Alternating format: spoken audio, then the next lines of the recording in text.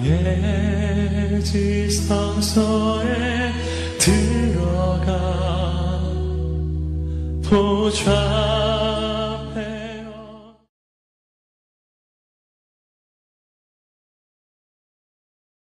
오늘도 새벽에 나오신 여러분 모두를 주님의 이름으로 축복하고, 또 영상으로 우리 새벽 말씀을 나누는 우리 모든 하나님의 사람들을 믿음으로 축복합니다. 오늘 이 요한계시록 6장인데 요한계시록이 쉽지가 않죠.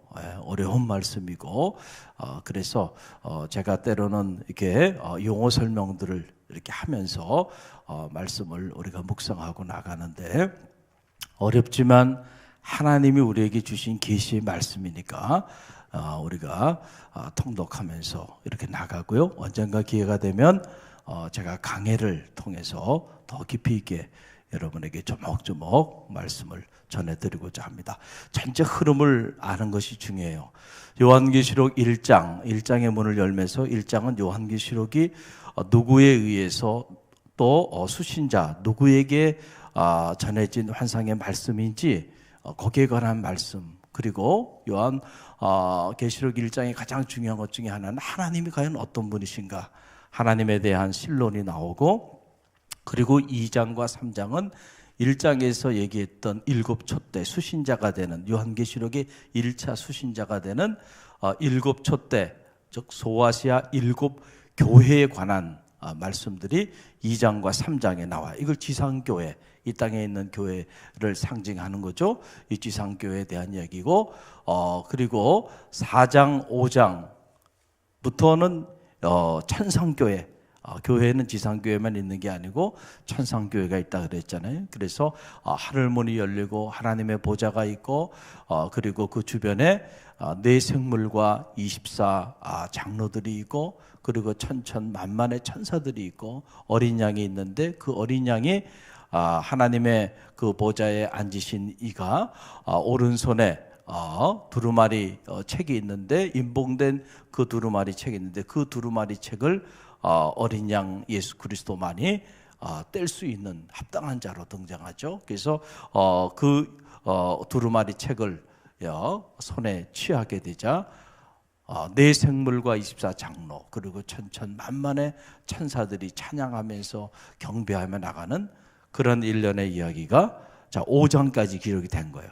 자, 그리고 이제 6장부터는 그 두루마리 책, 앞으로 일어날, 인류의 미래에 일어날 종말론적인 사건을 계시한 그 두루마리 책이, 그 인봉이 떼지는 거예요. 그러니까 6장부터 사실은 요한계시록의 본론이 시작되는, 그 내용의 본론이, 이 두루마리 책이 오픈되면서 그 계시의 말씀이 이제 선포되기 시작하는 거예요. 이걸 보면서 느껴지는 건 뭐냐면, 계시는 지상교회에서 천상교회로 이루어지는 게 아니고 천상교회에서 지상교회로 내려오는 거죠. 할렐루야. 그래서 이 천상교회 이 두루마리 책이 오픈되면서 그 안에 앞으로 종말론적인 시각에서 인류의 미래에 일어날 일들이 계시되어지는 이런 일련의 환상을 반모섬에 유배되어 있던 사도 요한에게 하나님이 보여주셨다라고 하는 그런 내용이에요. 자, 전체 맥락을 이해를 하셨죠?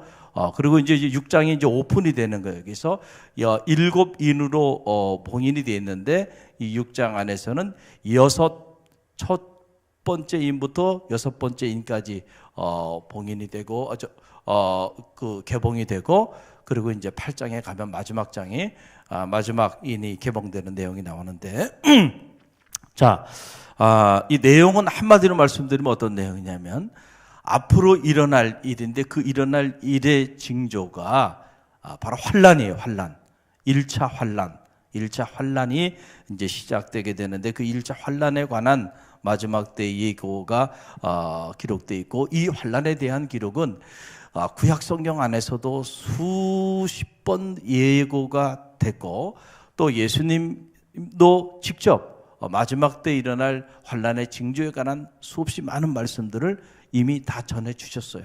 계시록에도 역시 거기에 관한 말씀이 일관되게 선포가 되는데, 자 보세요. 7인으로 인봉된 책이 어린 양에 의해서 개봉이 되는데, 그 개봉이 될 때 보게 되니까 다양한 색깔의 말들이 등장하게 되고 또 예언의 메시지가 각각 거기에 해당해서 이렇게 선포되고 있는 것을 보게 됩니다. 말들, 이 마지막 때의 멸망과 심판을 상징할 때 말들의 병거들이 등장하는 거, 이거 스가랴서에 보게 되면 나와요.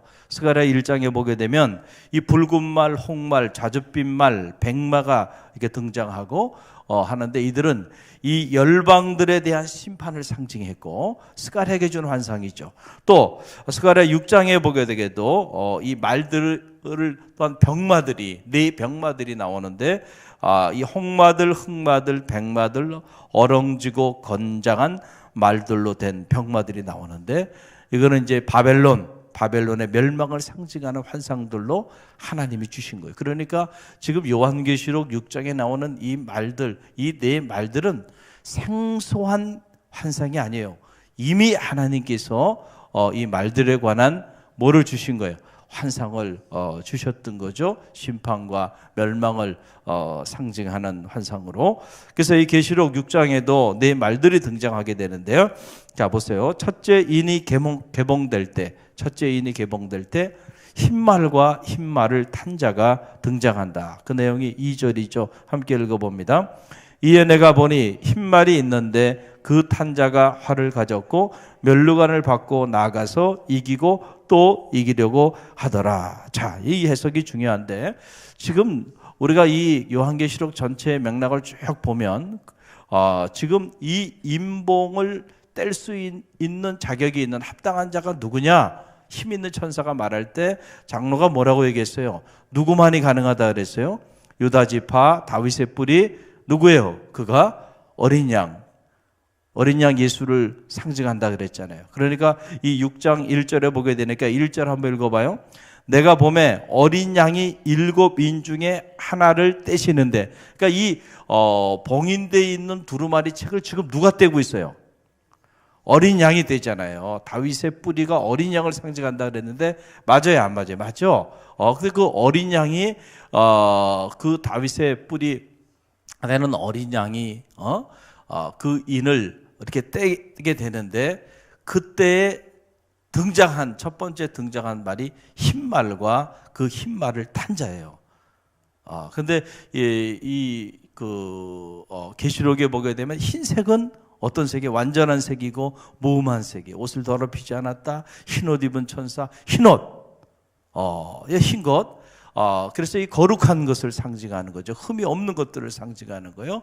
그들이 이 말세에 수없이 많은 고난과 환난이 있게 될 텐데, 그때 그들이 이기고 또 이기고자 몸부림치고 있다는 거죠. 그런데 어떤 이들이 이 흰색 백마탄 자를 어린 양 예수 그리스도로 이렇게 이해를 하고 자기가 친히 흰말을 탄 재림주라고 말하는 이들도 있어요. 이게 잘못된 해석이죠. 왜냐하면 지금 누가 임봉을 오픈하고 있어요? 어린 양이신 예수 그리스도가 오픈하고 있는데, 오픈할 때 흰말과 흰말을 탄 자가 등장하잖아요. 그러니까 이게 동격일 수가 없단 말이에요. 할렐루야. 무슨 말인지 알겠죠? 그래서 이것을 어떻게 해석을 해야 될까? 많은 해석들이 있는데 그 중에 가장 적절한 해석은, 우리가 이미 이기는 자에 관한 말씀을 소아시아 7교회를 상징하면서 책망과 칭찬에 관한 말씀을 쭉 하면서, 그러나 끝까지 이기는 자에게 하나님께서 생명책에 그 이름을 기록하게 하고 이기는 자를 하나님께서 축복해 주는 내용들이 나오잖아요. 이기고 또 이기려고 한다. 그러니까 이 땅에 하나님의 교회들, 이 땅에 순전한 믿음의 성도들, 이 말세에 이런 이들도 있어요, 없어요? 있다는 거예요. 자, 그것을 상징하는 것으로 보는 것이 가장 적절한 해석이라고 생각이 들고요. 또 두 번째, 둘째 인을 개봉할 때 붉은 말이 등장해요. 이번엔 붉은 말이 등장하는데 내용은 4절이죠. 함께 읽어봅니다. 이에 다른 붉은 말이 나오더라. 그 탄자가 허락을 받아 땅에서 화평을 제하여 버리며 서로 죽이게 하고 또 큰 칼을 받았더라. 앞으로 일어날, 이 말세 집안에 일어날 무서운 일들을 예언하게 되는데, 이 붉은색은 피를 상징하는데, 전쟁으로 인해서 이제 피 흘림이 있을 거예요. 그래서 오늘 이 계시록에 보니까 평화를 제하여 버린다. 자, 평화를 제하여 버리니까 그러면 뭐가 남는 거예요? 전쟁밖에 없는 거죠. 평화를 제하여 버리니까 전쟁으로 인해서 살상이 일어나고, 이일로 인하여 수많은 사람들이 피를 흘리고, 또 수많은 순교의 피가 앞으로 흘려지게 될 거다는 거죠. 앞으로 일어날 이 대환란, 첫 번째 환란에 관한 예고의 말씀이에요. 세 번째, 인을 개봉할 때에는 검은 말이 등장합니다. 5절이죠. 함께 읽어봅니다. 셋째 인을 떼실 때에 내가 들으니 셋째 생물이 말하되 오라 하기로 내가 보니 검은 말이 나오는데 그 탄자가 손에 저울을 가졌더라. 자, 검은색은 흉조, 불길, 기근, 신음, 공포를 상징하는 그런 색깔이에요. 또 그 아래 내용을 보게 되면은 이게 뭐냐면은 한 데나리온의 밀 한 대요, 한 데나리온의 보리 석대로다. 이게 무슨 말이냐면은, 자 보세요. 한 데나리온은 한 사람의 노동자의 품값입니다. 하루의 품값인데,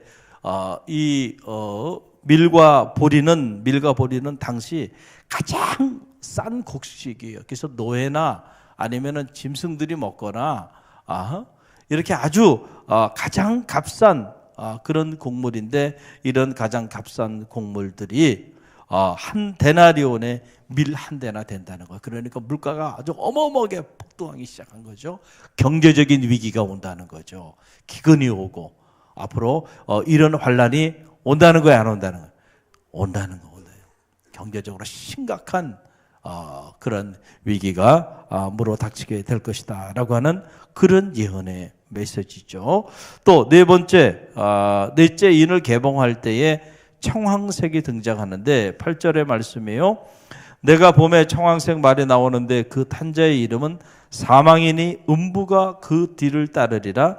그들이 땅 4분의 1의 권세를 얻어 검과 흉령과 사망과 땅의 짐승들로서 죽이더라 그랬어요. 여기 보게 되니까 이 청황색 말, 공포와 질병과 사망을 상징하는데, 오늘 보게 되니까 타자의 이름은 사망인데 음부가 그 뒤를 따르리라. 자, 우리가 죽으면 음부로 가면 안 되죠. 어디로 가야 돼요? 수월로 가면 안 되고, 하나님께서 예비해 놓으신 하나님 품으로 가야 되죠. 그러나 하나님 품으로 가는 자들이 아니고, 자, 사망, 계시록에 보면 이제 둘째 사망이 나오는데 바로 어디로 가는 거예요? 음부로 몰려가는 수없이 많은 이들이 등장하게 될 것이라는 거예요. 수없이 많은 이들이 죽임을 당하게 되고, 그 죽은 자들이 다 어디로 가요? 전부 다 음부로 가게 될 것이다 라고 하는 거죠. 그래서 사망과 음부가 땅의 4분의 1의 권세를 얻어서 온 지역을 멸하고 사람을 죽일 것이다. 그리고 짐승들을 죽이고, 그 사망과 역병이 일어날 것이다. 그러니까 앞으로 극심한 심판의 일들이 일어나게 될 것이다 라고 하는 그 예언의 메시지가 이렇게 두루마리 책이 오픈이 되면서 그 상징을 하고 있는 말들과 함께 계시되고 있는 그런 내용들이 나와요.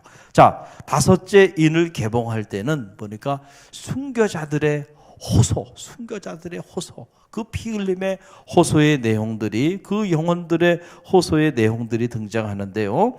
자, 그 내용이 10절이죠. 함께 읽어봅니다.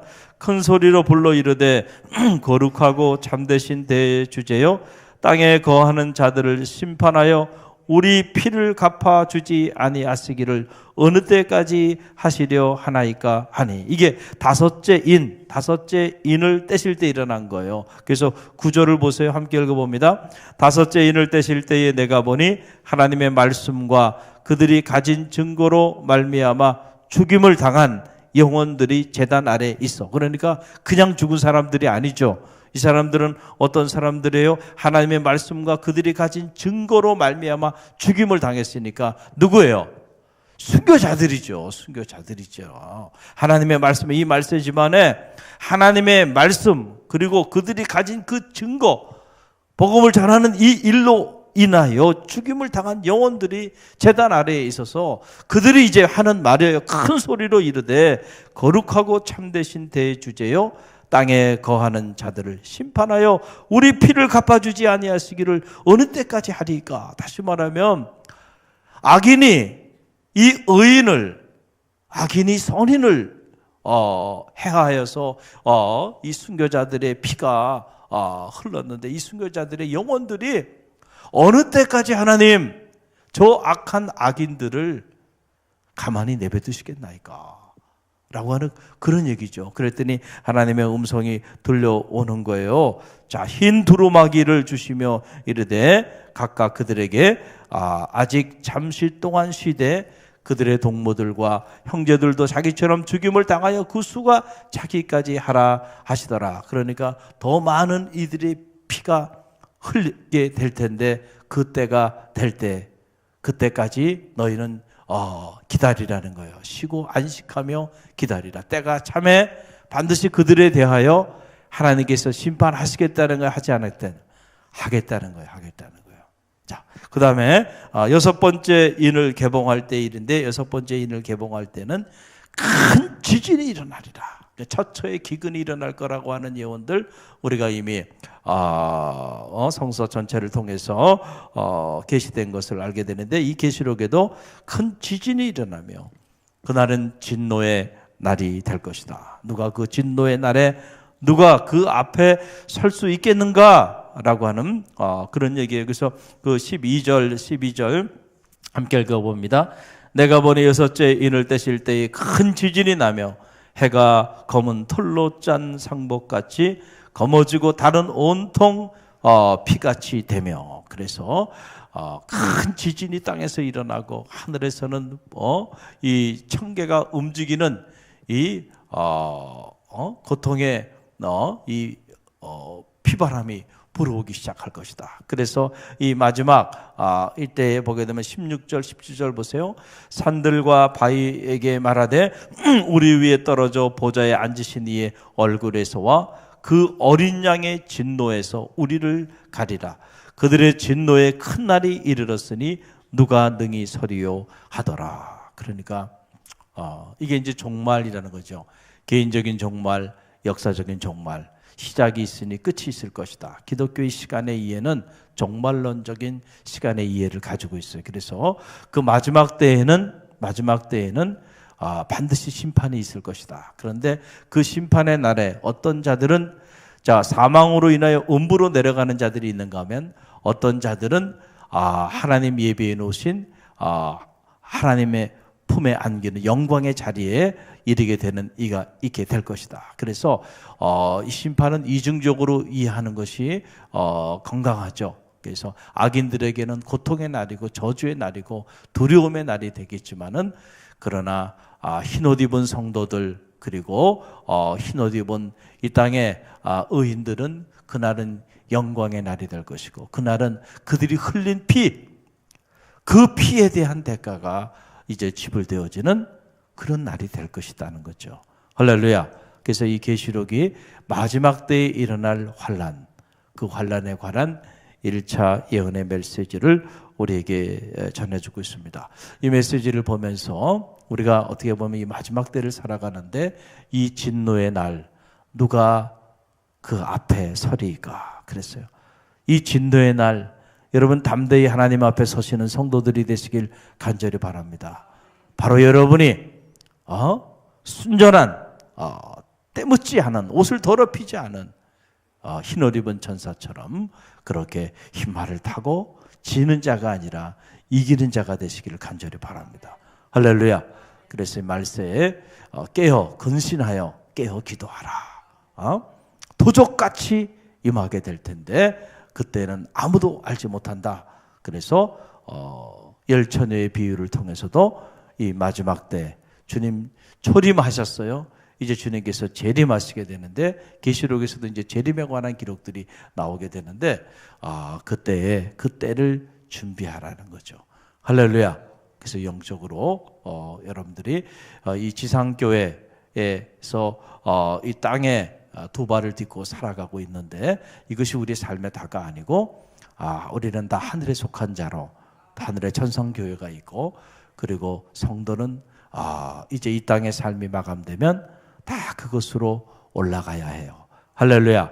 그래서 우리가 건강한 내세관을 가질 필요가 있는 거죠. 이 땅의 삶이 다가 아닙니다.